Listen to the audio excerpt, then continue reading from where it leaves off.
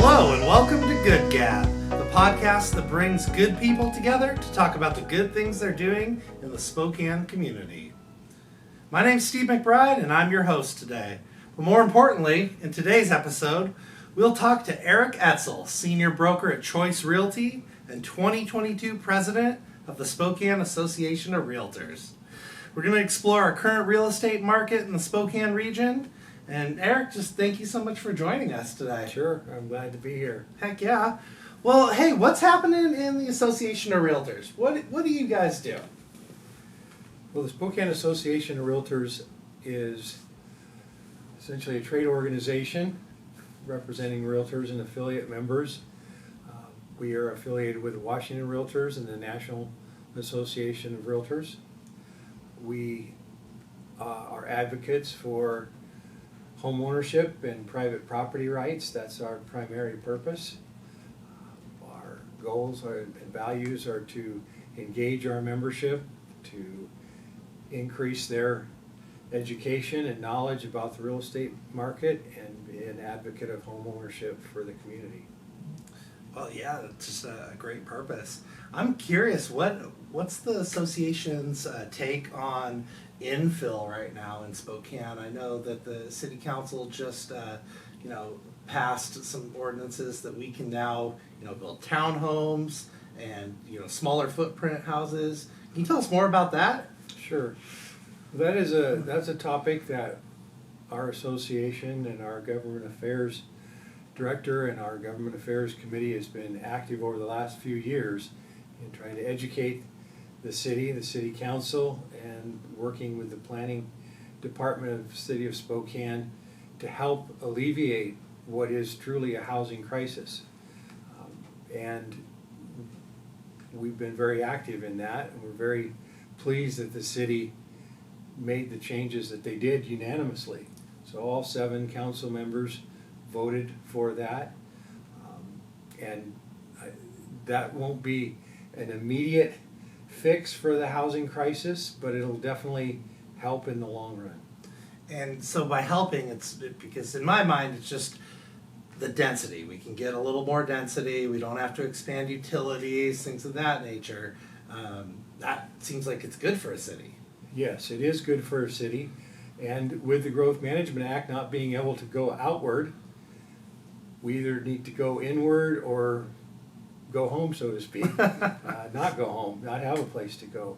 So this will, one of the big concerns for a lot of people is, well, we don't want those in our neighborhood, or we don't want that in our neighborhood. That's many of the neighborhoods that are established that don't have, if there are no lots available, then they don't have to worry about that. This just gives an opportunity to use infill and the vacant lots, underutilized lots, to be able to utilize those and build housing. Yeah, it makes so much sense to me. Yeah, I'm just excited to see what the development community does with that. I know some of our listeners that we hear about is these young people who are starting to have families and they want to be able to buy a house in Spokane. Is this kind of movement helpful for affordable housing? I think it will help. I think that one of the bigger challenges that we face is the rising cost of homes for those young people that are looking to buy, as well as the increase in interest rates. But what this would do, we've seen over the last few years a big majority of younger people moving back in with parents, and or parents moving in with kids, people moving into the area to be with family. This and some other things that we're working on, the accessory dwelling units, will help to ease that a little bit. Okay, can you expand upon that a little bit, the accessory dwelling units? So we're talking about like multi-generational families just living together? Yes, that would be, we're seeing more of that, and there are some pretty strict rules in the city of Spokane, and even stricter in Spokane County, with regard to accessory dwelling units, as far as what they can be used for. Typically, as in with the county, the accessory dwelling unit, or what was referred to as a mother-in-law or in-law setup, that had to be a family member. And that also, so when the family member no longer was living in that accessory dwelling unit, then they had to either tear it down or remove water and sewer from it, or remove cooking and appliances from it to basically decommission it. And the owner, they had to be an owner, that they had to own the property that they were building this accessory dwelling unit for. And that's still a rule with regard to the city. It had to be owner occupied, and so they're making some changes, hopefully that will be passed, with regard to not just having owner occupants and in-laws, and also the size. In other words, being able to utilize some lots for an accessory dwelling unit that can provide some housing, whether that be for a family member or a non-family member. And there are certain areas of town where that might, around the Gonzaga area or other parts of town, where those could potentially be used as rentals for rental housing. Because the rental market, we're not just, as realtors, sure, we advocate for home ownership and private property rights as our number one issues, but we also recognize that what happens with the rental market, because many of our realtors are property managers, or we own our own rental properties, that we're concerned with what the rising rents have done and the affordability of rising rents. Also the availability of rents, which causes rents to go up. So if some accessory dwelling units, or as we were talking before, infill with the ability to put a duplex, a triplex, or if it could be done at a fourplex, would allow for additional housing and help keep that rental market so that enough people have places to go to rent. Well, it makes sense. Like, our community continues to expand rapidly. Just, from your perspective, you're part of your brokerage. Where are people coming from? Sure. I think people are coming from all over. We primarily, from what I've seen with my clients, the majority that are moving in from Oregon and Washington. So in other words, they're looking for a better place to live, with it not being required that you live and work in the same community. I've seen, as far as my clients, a number of Western Oregon, Western Washington, and all over the country. That generally the draw from all over the country would be if they have some familiarity here, or they have some family here, or if they're looking to get out of wherever they are and looking for a better place to go. When they look around the United States, Spokane's still an awesome place to be. In my career working with clients, and talking a little bit more about people that are moving into the area, they may have some family ties, but if they don't have family ties, it's interesting. I have a lot of folks that I've worked with over the years that at some point in their Air Force career, they were stationed at Fairchild. Right. And they realize that at some point when I retire, or when I'm no longer active duty, or if I'm no longer active duty and I get into the public sector and I'm working, that someday we want to retire in Spokane because it was such a great place when we were stationed here. So I do see a lot of that as well. And how long have you been in this business? So this is my 32nd year as a realtor. Oh, so you've seen this community change. I've seen a lot of changes in real estate and over the years, and a lot of changes in the community. One thing that's always been an advantage to Spokane is that it's always been affordable. Right. And while we can say that and it has. It's gotten less affordable for many local people. But when you look at affordability nationwide, we're still a pretty affordable place to be. And when it comes to Washington State, we're still, and Oregon, Washington, California, Western United States, we're still a pretty affordable place. And if you combine that with recreational opportunities, this is a fantastic place to be. Well, it seems like local wages are starting to, catch up a little bit here, and Yeah, so I think that they have. One statistic that I heard at a regional housing forum back in February, a couple of the alarming statistics, but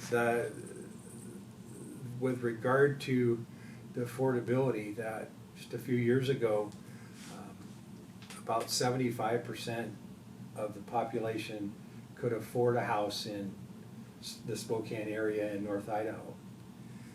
Now, 54% in the Spokane area can afford the median priced home, and it's even worse in North Idaho, closer to 25%.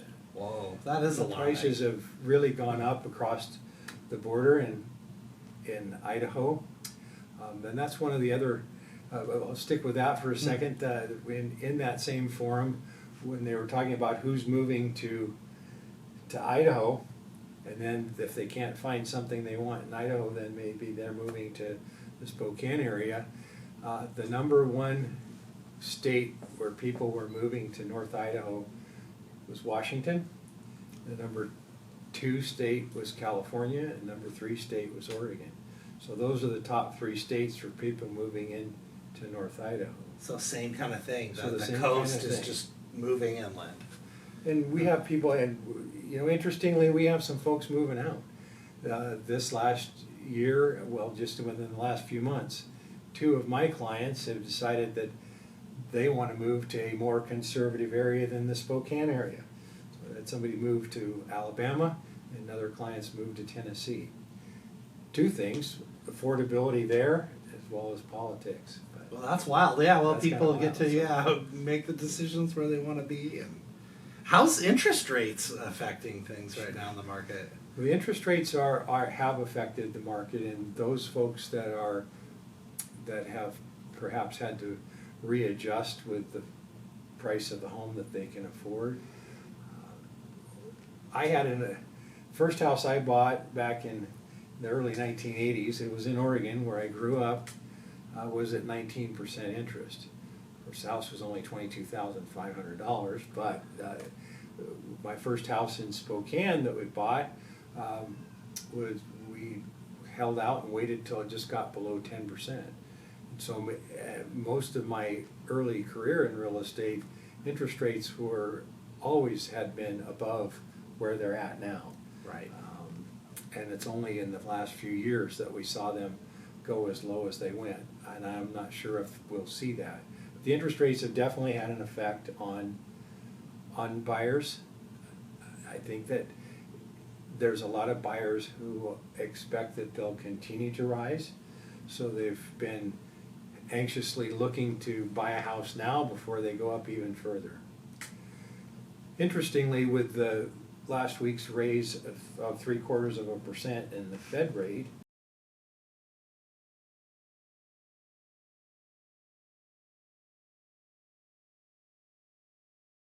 Certainly didn't. Yeah, you'd they're think not that. directly tied to it.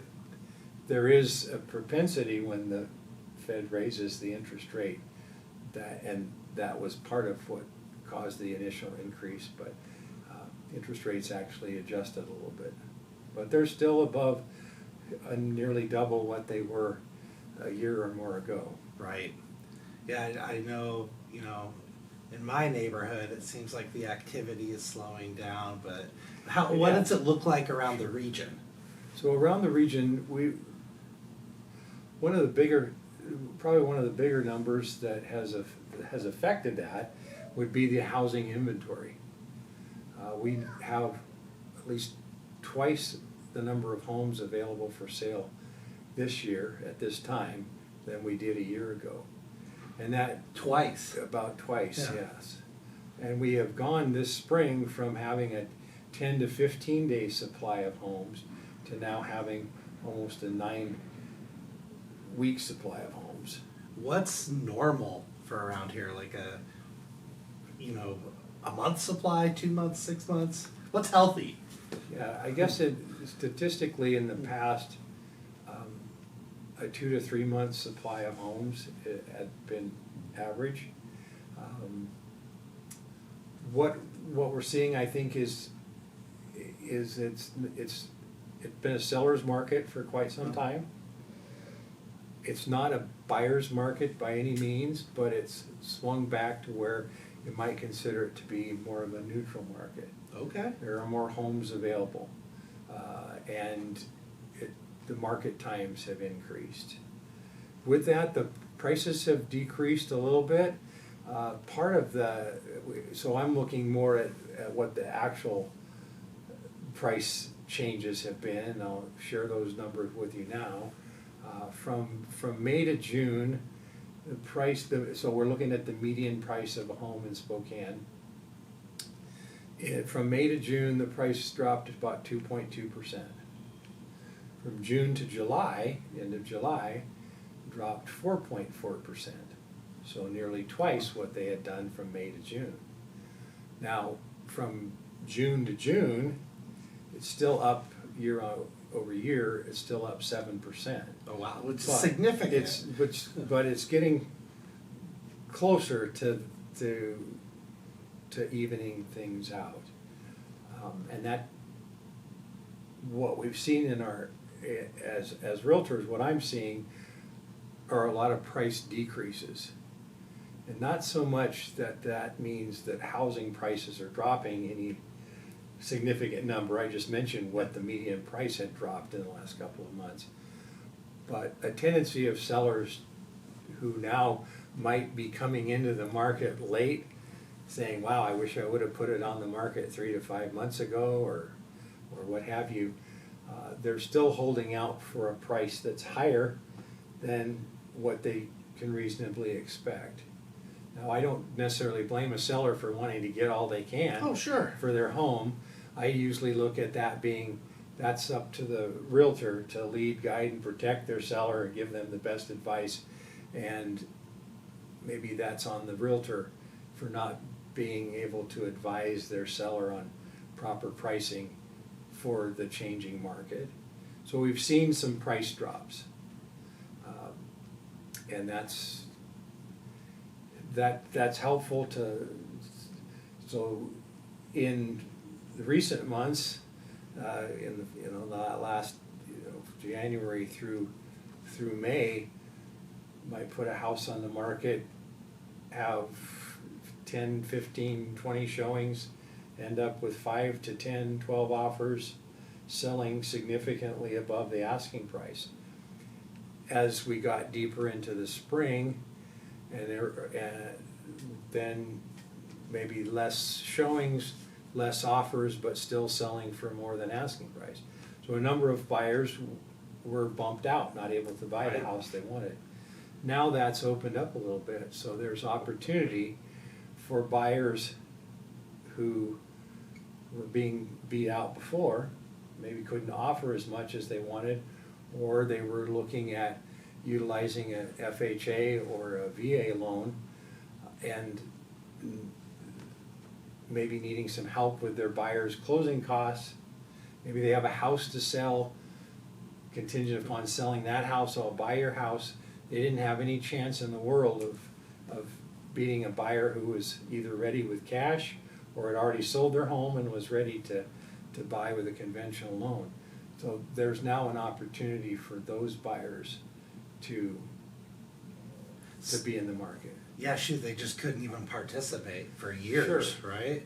Yeah, and it is frustrating. I think we also saw a little buyer burnout.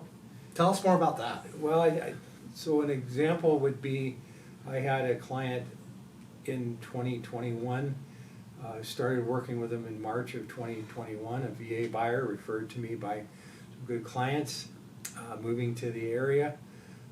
His last destination was Oklahoma. Came to work for an architectural firm here in Spokane. Between March and October, we made offers on at least 13 homes. Oh. And it was getting to where it was like, wow, I don't even know if I want to go look at houses anymore. As we got closer, it's like, well, I might need to go ahead and sign a lease, and we'll see what happens next year. But fortunately, that 13th house, we made an offer on the 13th house. Thought that we had a pretty good in on that particular house. We ended up getting beat out. The emotional component of Yeah, that so as a buyer. we got beat out, but the other buyer that they put in decided in the home inspection that they kind of got cold feet and decided to get out, so he was able to get into the house. But that's an example of continually making offers and getting beat out. It's an emotional component and wears on you. But So fortunately, was able to get him successfully into a house. Not everybody was able to get into a house last year. Had some instances where if they did have a house to sell, we would check and see if the seller would be open to looking at a contingent offer. And in the beginning they say, yeah, if it made sense. But then when it came down to it, when you're competing with non-contingent offers, sellers would rather take the one in the hand versus two in the bush, so to speak. Sure thing, the sure thing. Sure. Yeah. Well, so just from a realtor's perspective, from your business perspective, how do you handle clients like that who just keep missing out? Well, I think a lot of it has to do with you as a realtor, and I look at my job as sort of a sheepdog. I'm here to help lead and protect my clients, both buyers and sellers, to be realistic with them, and going into it with the idea that it may be a challenge. We may have to make several offers. I've had to change that tune from, maybe by the third or fourth or fifth out, sixth or seventh or eighth out, eventually. But I think it's our job as realtors to be realistic and honest with our buyers, and keep them motivated, and to be open and honest with them, and encourage them that the next, a lot of times I believe, and so I've been able to share this with my clients, the right house is out there for us. And it may take a little extra time, but hopefully we'll agree that that third, fifth, seventh, or eighth offer, wow, we did get the house that we wanted. In other words, there was a reason why we didn't get those other houses. And try to keep them as positive as you can. I'm not saying that it happens with everybody. For a while I had quite a good track record, I thought, of in this changing market, making multiple offers where my buyers would generally tell me, boy, I'm glad we didn't get those other three houses, because this is, it's got a bigger shop, or it's got more bedrooms, or it's got it just a better neighborhood, or boy, I don't feel bad. So I did have one client where I ran that a little bit further. I said, so it was the 8th house. Got the 8th house, and I said, so was it as I was expected when we got into this, that you're glad that we didn't get the other houses because this is the house that you wanted? And she said, right frankly, well, I'm just glad we got a damn house.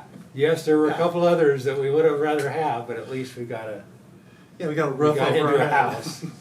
And so I think being honest and upfront and encouraging your buyers, and same with encouraging your sellers. The change in the market has affected the last couple of properties that I've listed, and we've had to make some price adjustments, even though I'd like to consider myself to be a pretty good one to price a home, but generally it comes down to price. In the 32 years that I've done this, I've tried to look at other factors, but I think the root of it is actually the price to compensate. They always say location, or whatever. Well, maybe that location means we have to price it a certain way, but price is what it really boils down to. Also saying, well, what would be the worst case scenario if we did take an offer contingent upon somebody else selling their house? So looking at other ways of keeping the ball moving forward. Well, yeah, when people are signing the dotted line and it's, one of the biggest purchases, they may make, price is important. And I think that's one of the things that I've noticed in my peers, and that we want to be able to put ourselves into the shoe of the buyer and the seller. I've done this enough over the years that you could say I've become pretty numb to certain things, and yet I have to continue to make myself aware of what are they thinking, right? And yeah, I'm used to all this, but I need to make sure that I put myself into their shoes, and what are they thinking tonight? What's keeping them up all night, worrying about getting an offer on their house, or worrying about whether they're going to get their offer accepted, and just being cognitive of that.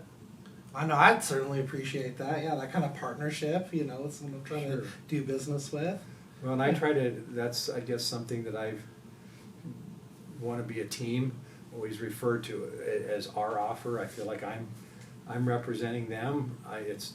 We're making an offer on the house. We're selling your house. We're in this together.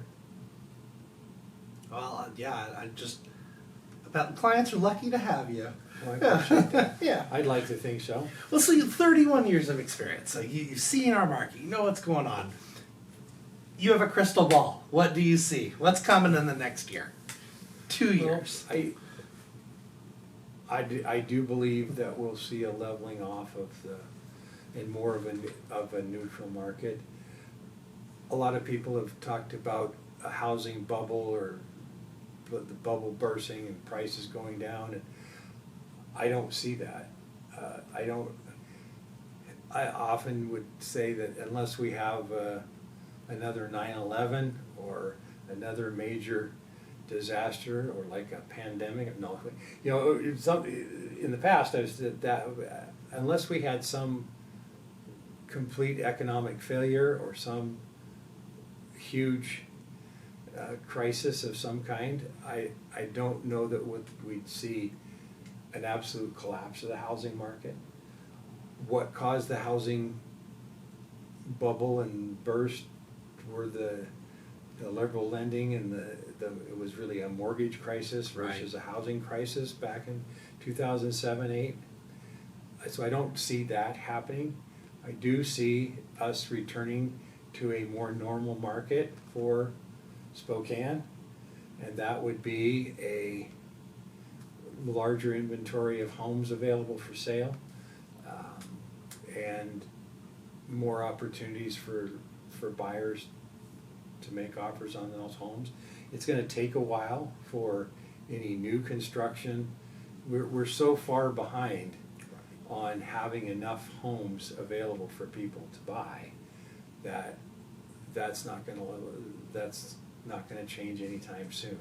That's a whole nother issue with regard to why we have such low inventory of new homes.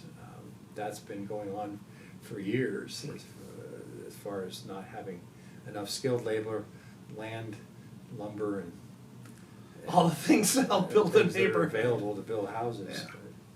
So I don't see I see a more leveling market, more neutral market, a leveling of interest rates, whatever that interest rate being, but I don't see any kind of a major catastrophe in the home market in our region. Well, I think our listeners would maybe breathe a sigh of relief knowing that it's still a good time to get in. The young professional out there who's they're ready, like they don't have to be in fear of something happening. That's true. Yeah. Well, nice. Well, what else would you like our listeners to know? Well, I think that it's important that they know that they can look to a realtor in the Spokane area to help them. There is a difference between, we call ourselves realtors, meaning that we are members of our local, state, and national association of realtors. We prescribe to a code of ethics, and that's important, that they look to a professional to help them with their buying and selling. I guess that's what I want everybody to know, and also know that as realtors in our association, we're looking to protect private property rights, advocate for home ownership, and we have in the last few years gotten involved in local politics. Primarily those candidates that we endorse and pick are those that we believe, and either through their track record, or we believe from what if they're new to the political game, that they have done the best job of helping support home ownership and private property rights. They're realtor candidates for that reason, primarily. Well, thank you so much. Yeah, You're welcome. Appreciate your time here, and yeah, Eric. Yeah, thanks. So stay tuned for our next episode, where we'll be talking with good people doing good things. We're taping this podcast in the newly renovated and beautiful downtown Spokane Library in their new production studio on the 3rd floor. Go Gab is sponsored by Skillskin, a community-based nonprofit organization that provides employment services to adults with disabilities, helping them grow and thrive within the community. Eric, again, we can't thank you enough. Just Thank you. An awesome time. I know our listeners learned a whole bunch, and yeah, it's great to know you. You too. Yeah.